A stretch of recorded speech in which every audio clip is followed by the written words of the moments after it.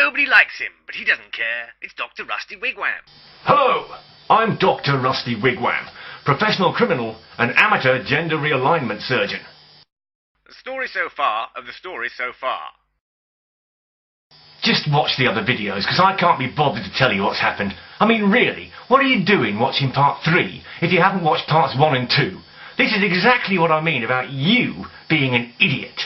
Those of you who have been intelligent enough to watch parts 1 and 2, congratulations, and welcome to part 3 of the life story of the world's greatest criminal mastermind. 1954. I had saved up the money I stole while riding my mother around London, and I was ready to put the next stage of my criminal mastermind master plan into action when, disaster, I was arrested for being too beautiful. Hubba hubba. In England, it was and remains to this day an imprisonable offence to be beautiful. This is why so many of my countrymen go out of their way to be fat and ugly. I always knew that having a drop-dead gorgeous face and an ass that just won't quit could get me into trouble, but I was born like this, and I see no reason why I should uglify myself just to make other men feel less inadequate. I was sentenced to 20 years imprisonment in the Mary Poppins Prison for the Pretty. I won't be giving you many details of my time in this horrific penal establishment, because just hearing about it would traumatise you so much that your hair would fall out. And let's face it, you look bad enough already.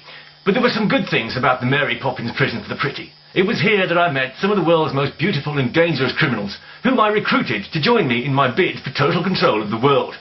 I'll be introducing them to you right after this short commercial break. Hello, I'm Dr. Rusty Wigwam. Are you having trouble finding the right greeting card for every occasion in your sick little life? Your problems are over! New from Wigwam Industries, Wigwam cards. Sorry I shot your uncle. Thank you for your wife. Congratulations on the occasion of your first police siege. Sorry I accidentally blew up your house. Happy Death Day. Congratulations on hitting your parole officer with a brick. Hurry up and die. Don't delay! Buy some today. Welcome back. Here are some of the filthy scumbags I met in prison. Poison Dwarf, the driller-killer lady thriller who drilled you in the knee and had a cup of tea.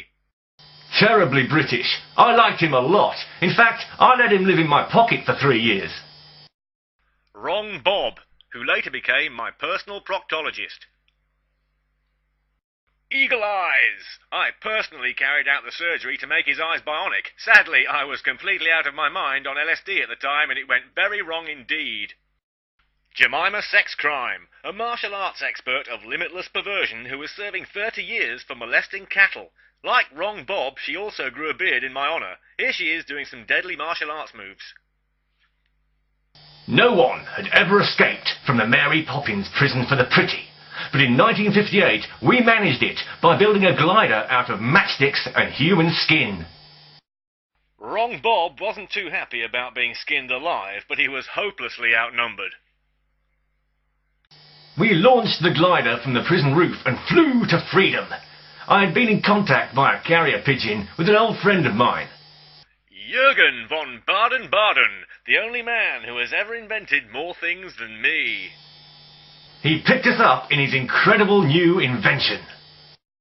The hovercraft! And we hovered away as the police desperately searched for us. I was free, and I had a gang, and together we would build Wigwam Industries into the world's largest criminal organisation. Tune in next time when I'll be telling you exactly how we did it. Goodbye. Dr. Rusty Wigwam, the man with the criminal